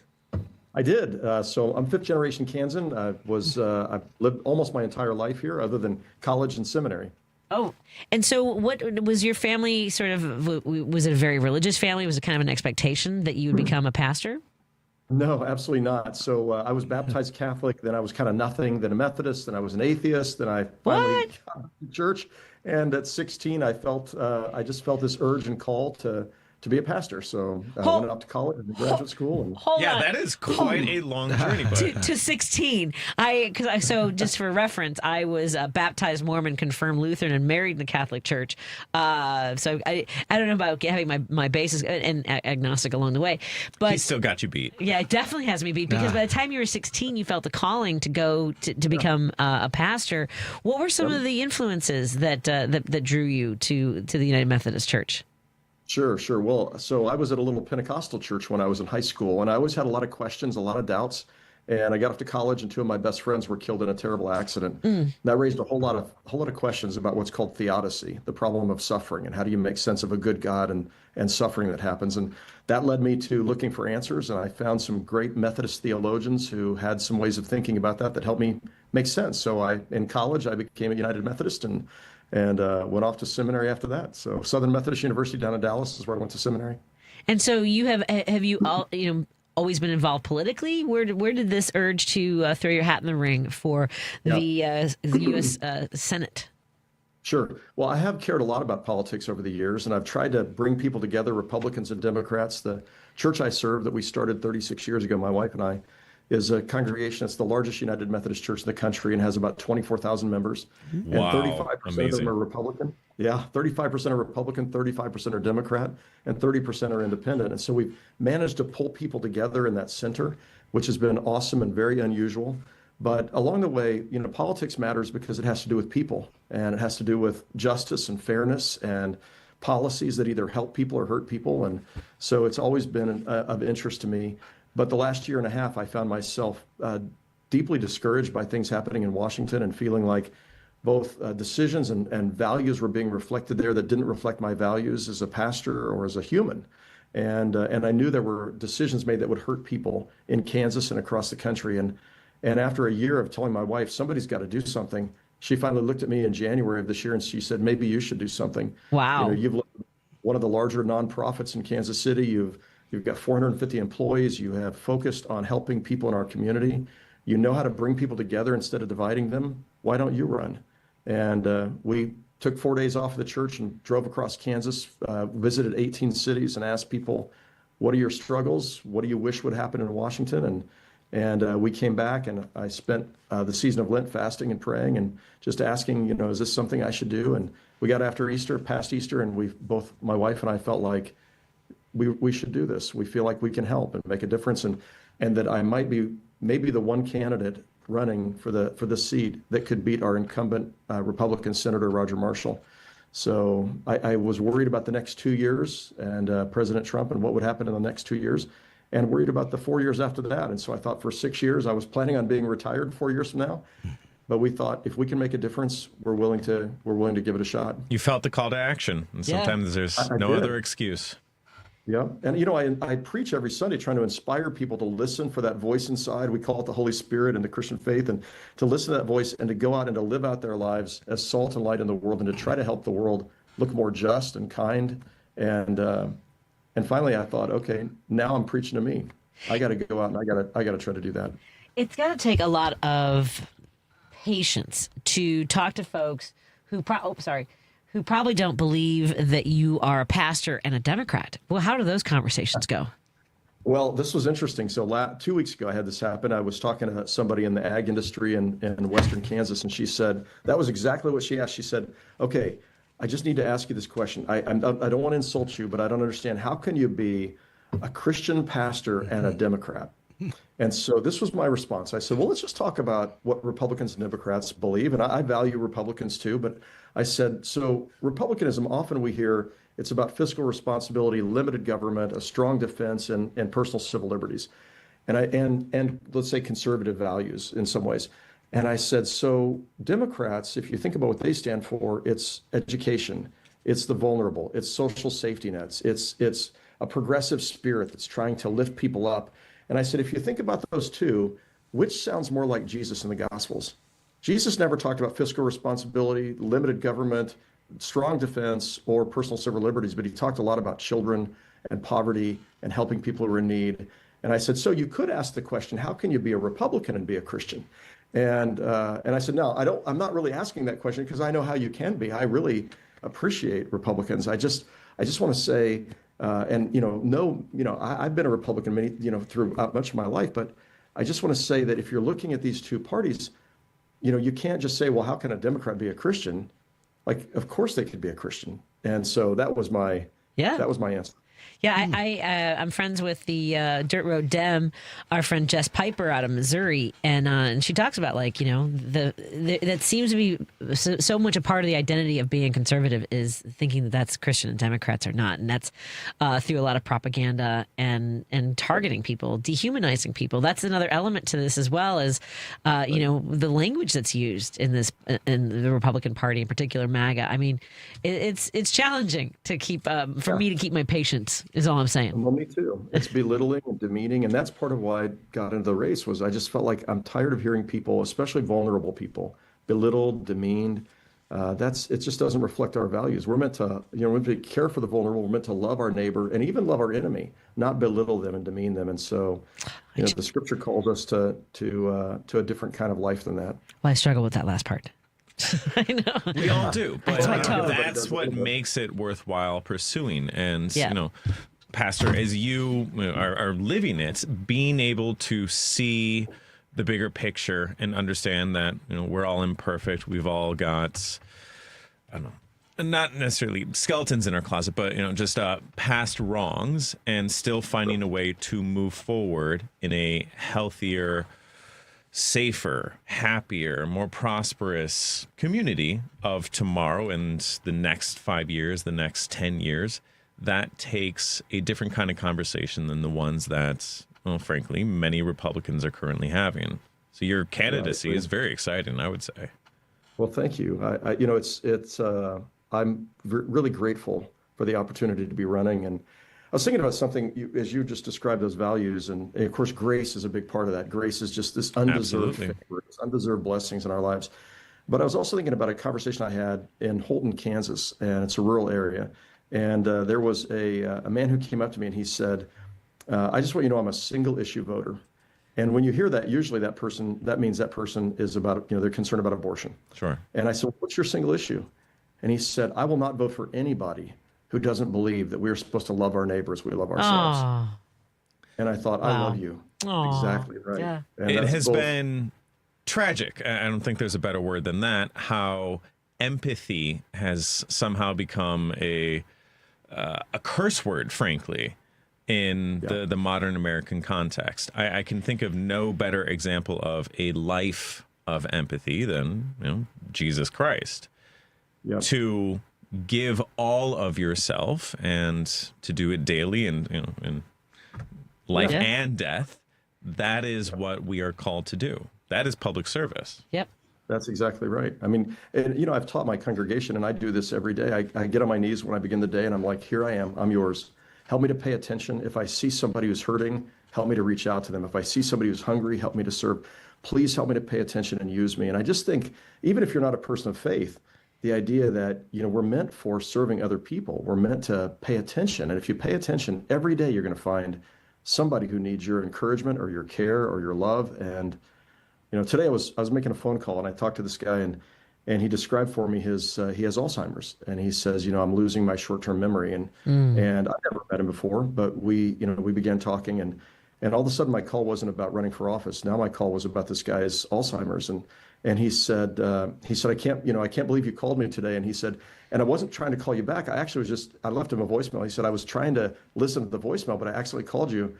And so we started talking about it. I said, tell me how you're feeling, and we talked about fear, and we talked about hope, and we talked about, and at the end I said, this is not a routine thing on the campaign trail, but I just said, and I knew he was a person of faith. I said, can I pray for you right now? And, my campaign call turned into a pastoral moment to just care for somebody who was, scared and facing, something that was frightening, the loss of his memory. And anyway, it was just this beautiful moment. But I got off the phone and I'm crying sitting here in my call room, and it's just like, I felt like that was the most important moment of my day today, was to care for that man in that moment. Yeah.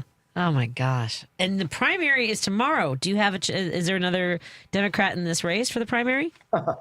So there are 10 other Democrats in this race. There are 11 Democrats running for the U.S. Senate. That's never happened in the history of Kansas, I don't think. You could all play basketball together. Yeah, really? Yeah. It reflects the fact that I think there's a lot of people who are frustrated and upset about what's happening to Kansans by our sitting Republican Senator Roger Marshall, who has voted for things that are bad for people in Kansas, that hurt people in Kansas. And so anyway, but we feel really good about the primary. Our latest poll showed us up about 17 points above the next highest contender. So there's some really good people running, but I think we're in pretty good shape. Wow. Well, I think you are. Yeah, yes. I think that's pretty solid. I know that you're very passionate about the work that you do for serving our communities, and that's part of why you've been called, to run for office.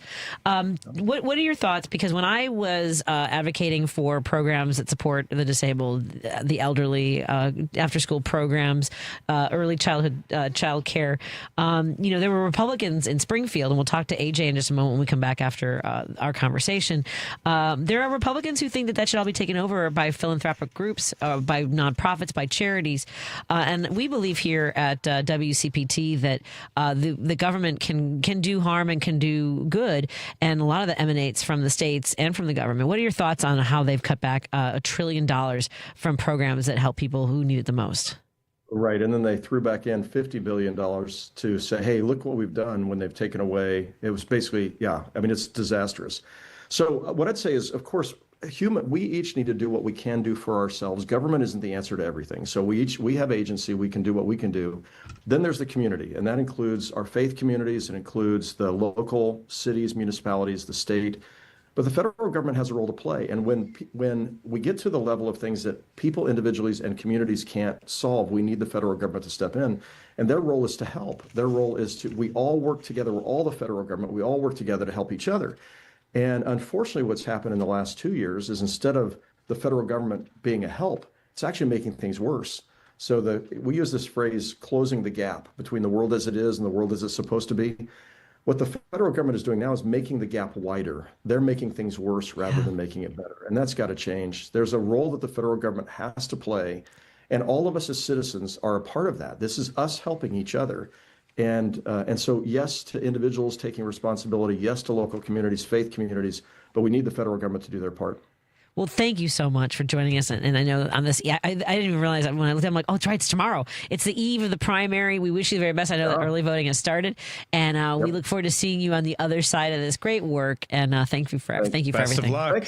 Thanks so much. Watch our race. It's going to be fun. Absolutely. You better come now that we know you. Absolutely. Exactly. If I could say this to anybody on your listening to your program, if they can go to hamiltonforkansas.com to find out more about me, our policies, to watch the video that was on Morning Joe. Just have them check it out. But thank you so much. It was great to have a chance to meet you and be with you tonight. Well, and another reason to have you back is we started doing a Theology Thursday every once in a while, and I'd love to have you on for that as well. We have Pastor Jackie. We got a couple people who are having great conversations about faith and politics, and I think it has a role. So thank you so much, my friend. I love it. That'd be great. I look forward to seeing you again. Thank you. Take care. Thank you. That's Hamilton for Kansas, correct? Yep, HamiltonForKansas.com. Excellent. We will talk to you soon. Best of luck. We'll look forward to watching the results tomorrow. Take care. Thanks. Bye-bye. Bye. Let's take a break here and continue our conversation with our guests in studio, A.J. Johnson. We want to find out more about his campaign to be the next representative of the Illinois State District 64, and Austin May running to be the McHenry County Board member for District 5. More in a moment on WCPT, KKNW, KTNF, and all of our digital friends. Joan Esposito, live, local, and progressive. I happen to be totally blind. Stephen Miller, he would like to see people with disabilities institutionalized. I wanted to bring this up. I'm sorry for talking about myself. That's how people understand when somebody says, this is who I am and this is my story and this is how I live. That's something people can relate to and understand. So, Jackie, don't ever apologize again. Joan Esposito, weekday afternoons 2 to 5. Your child is sick. And with those 4 words, the innocence and joy of childhood disappears. But Starlight has taught us 4 other words that make all the difference. The power of play. Healing begins with happiness. That's why Starlight Children's Foundation provides programs to hospitalized kids to deliver happiness when it matters most. Learn more at starlight.org. When you've got real work to do, Metal Supermarkets will help you get it done fast. We've got a huge variety of metals in stock, and we cut to size fast. Bottom line, we get it done fast, so you get it done fast. Doesn't get easier than that. Metal Supermarkets, the convenient stores for metal. Find a store or buy online at metalsupermarkets.com. Hey Google, play WCPT. Streaming Chicago's progressive talk from TuneIn. Here's great news for those Chicagoans heading up to southern Wisconsin. Should you ever forget to load up on progressive brews from the local favorites like Rogers Park Provisions or Park West Liquor in Lincoln Park, Minocqua Brewing Company beer is now conveniently available at Dream Liquor and Cigar in Kenosha and in the Lake Geneva area at Delavan Liquor and Smoke in Delavan. If the great town of Madison, Wisconsin is your jam, please remember to swing into the Minocqua Brewing Company tap room at 2927 East Washington Avenue to grab some Resistance beer, pizza, t-shirts, and progressive camaraderie. You're listening to Driving It Home with Patti Vasquez.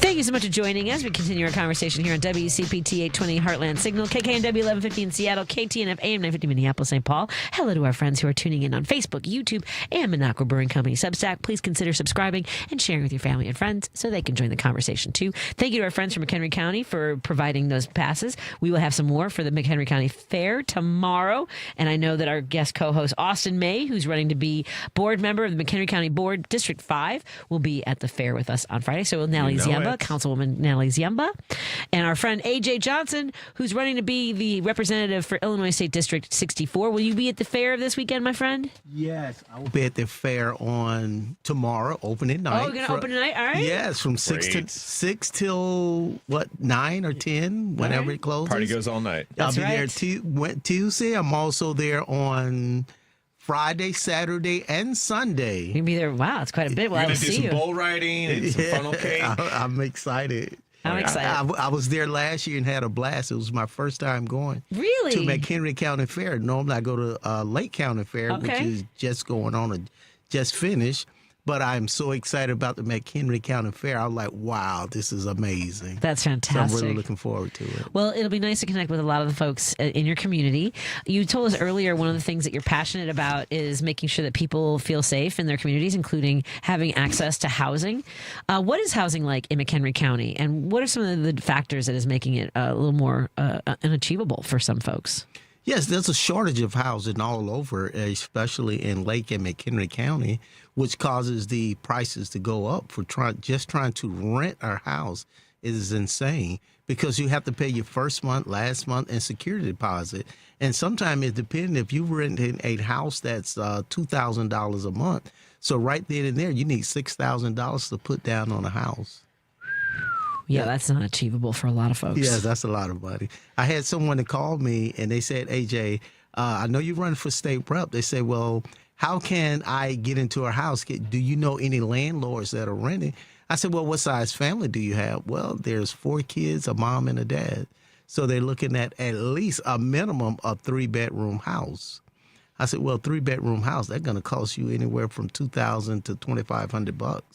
Yeah. So that's a lot of money there. So yes, it is. So we definitely have to make it more affordable for people to go out there and have somewhere to live because, you know, I go out there, like I said before, I see people just hanging out or living on the streets. They have signs out there, and that is totally unacceptable for a country like ours. It should never be that.